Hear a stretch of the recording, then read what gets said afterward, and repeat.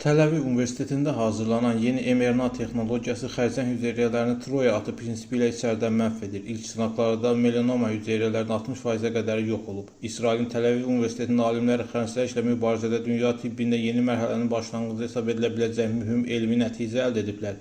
Tədqiqatçılar bakterial toksini mRNA texnologiyası vasitəsilə birbaşa xərzəng hüceyrələrini çatdıran yeni molekulyar sistem hazırlayıblar.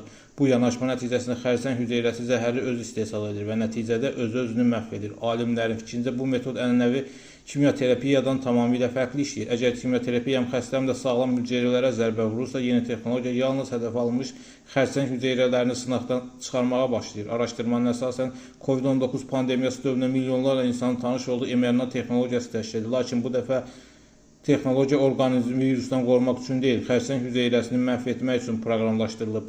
Bundan başqa ilkin nəticələr göstərir ki, sağlam hüceyrələr demək olar ki, zədələnməz. Bu xüsusiyyəti yeni metodu mövcud müalicə üsullarından fərqləndirən əsas üstünlüklərdən biri hesab edilir.